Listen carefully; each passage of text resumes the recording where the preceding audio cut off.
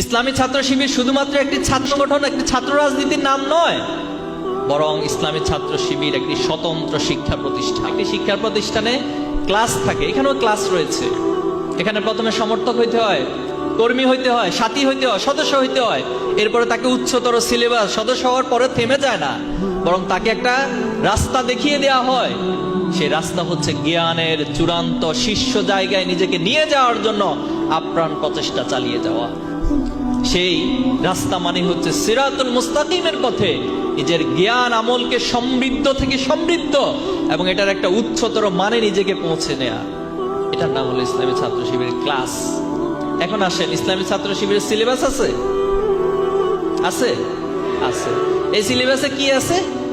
এই সিলেবাসে একজন ছাত্রকে তার এই দুনিয়ার শ্রেষ্ঠত্ব অর্জন করার জন্য, রব্বানা আতিনা ফিদ দুনিয়া হাসানা, এই দুনিয়ার কল্যাণ অর্জনের জন্য যা কিছু প্রয়োজন, যা কিছু জানা প্রয়োজন, তার ইতিহাস জানা প্রয়োজন, ইতিহাস আছে। তার ভূগোল জানা প্রয়োজন, ভূগোল আছে। তার অর্থনীতি জানা প্রয়োজন, অর্থনীতি আছে। তার সায়েন্স জানা প্রয়োজন, সায়েন্স আছে। তার শিল্পকলা সাহিত্য জানা প্রয়োজন, এখানে সমাহার রয়েছে। প্রিয় ভাই, এরপর এখানে ক্লাসের ব্যবস্থা আছে, আছে, আছে। কি ক্লাস? কোরআন ক্লাস। আমরা বলতেছি কোরআন ক্লাস, কোরআন তালিম। একজন মুমিন হিসেবে, একজন ইমানদার হিসেবে একজন ছাত্রের তার কোরআনকে জানা, কোরআনকে বুঝা, কোরআনকে হৃদয়ঙ্গম করা, আফালা ইয়াতাদাব্বারুনাল কোরআন, এই আয়োজন ছাত্র শিবির নামক শিক্ষা প্রতিষ্ঠানে আছে। এখানে সামষ্টিক পাঠ রয়েছে, যার মধ্য দিয়ে তিনি তার মেধা এবং তার মেধার বিকাশ ঘটাতে পারেন। এখানে একজন ছাত্রকে শিক্ষামূলক অংশগ্রহণ, ক্যারিয়ার গাইডলাইন মূলক প্রোগ্রাম আপনার জন্য আয়োজন রয়েছে। আপনি দুনিয়াতে ভালো ক্যারিয়ার করতে চান, আপনি ভালো রেজাল্ট করতে চান একাডেমিকলি, আপনার জন্য চমৎকার গাইডলাইন রয়েছে। কোথায় করতে চান? ক্লাস 1 থেকে 10 আছে। ইন্টারমিডিয়েট আলিম লেভেলে করতে চান, আছে। আপনি বিশ্ববিদ্যালয় মেডিকেলে ভর্তি হতে চান, আপনার জন্য চমৎকার আয়োজন এখানে আছে। এরপর আপনি আর কি জানতে চান? আপনার নৈতিকতা প্রয়োজন, নৈতিকতার সর্বোচ্চ মানদণ্ডে পৌঁছার জন্য যত আয়োজন, সব আয়োজন ছাত্র শিবিরের কাছে আছে।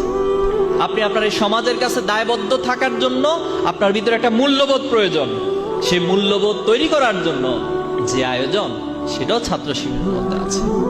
আপনি আপনার পিতামাতার প্রতি সম্মান প্রদর্শন করতে হবে, সেই লেসন, সেই টিচিং এখানে রয়েছে। আপনি স্পিরিচুয়াল হবেন, নিজেকে আধ্যাত্মিক লেভেলে পৌঁছাবেন, আমাদের সভ্যদারি নামক প্রোগ্রাম রয়েছে।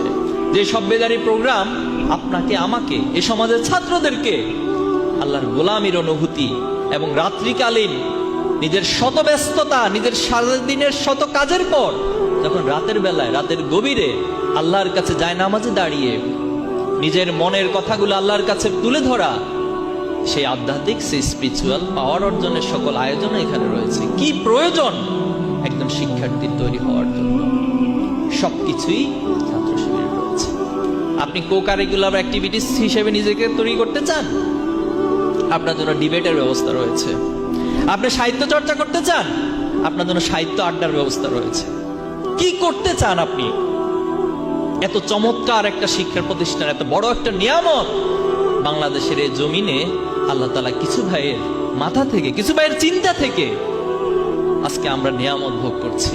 কিন্তু দুর্ভাগ্য হলো সত্য, গত 15টি বছর বা তার আগেও অসংখ্য ভাবে, বিভিন্ন ভাবে, বিভিন্ন ট্যাগিং এর মাধ্যমে, বিভিন্ন অপবাদের মাধ্যমে ছাত্র শিবিরকে মোকাবেলা করা হয়েছে। কিন্তু সেই মোকাবেলার ফলাফল কি দাঁড়িয়েছিল? সেই মোকাবেলা যারা করেছে আজকে কি তারা পরাজিত হয়েছে, নাকি ছাত্র শিবির পরাজিত হয়েছে? কারা পরাজিত হয়েছে? তারা পরাজিত হয়েছে। তারা পরাজিত হয়ে পালিয়ে গেছে। আমরা তাদেরকে পালাই যেতে বলি নাই, অথবা আমাদের কোনো দাবির মধ্যে পালাই যাওয়ার কথাটা ছিল না। আমাদের দাবি ছিল, আপনারা আপনাদের ভুল স্বীকার করেন, আপনারা আপনাদের অন্যায় থেকে ফিরে আসেন, আপনারা ভালো মানুষ হিসেবে নিজেদেরকে সমাজে উপস্থাপন করেন, আর সর্বশেষ গিয়ে বলা হয়েছে আপনি পদত্যাগ করেন। কিন্তু আপনি পালাই চলে গেছেন কেন? তাহলে এটা হচ্ছে নৈতিক পরাজয়। মানুষের যখন অসত্য দিয়ে, অন্যায় দিয়ে সমাজকে পরিচালনা করে, তার ভিতর নৈতিক পরাজয় বরণ করতে হয়, তার ভিতর নৈতিক পরাজয় ঘটে। এবং সেটাই আমরা দেখছি আজকে ছাত্রলীগের 15 বছরের অপরাজনীতি, অপশাসনের কারণে ফ্যাসিজম কায়েমের কারণে আজকে সাধারণ ছাত্রদের মাঝে ছাত্র রাজনীতিটা একটা ভীতি আতঙ্কের নাম হয়ে গেছে।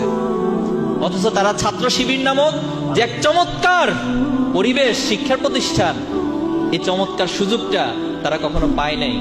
ইনশাআল্লাহ আগামী দিনে আপনাদের হাত ধরে, এই কর্মী ভাইদের হাত ধরে এই সমাজের ছাত্রদেরকে বুঝাইতে হবে যে ছাত্র শিবির কি পরিমাণ, কোন মানের শিক্ষা প্রতিষ্ঠান, এবং ছাত্র শিবির কোন মানের কর্মী, দায়িত্বশীল এবং সমাজের ভালো মানুষ তৈরি করে। পারবেন?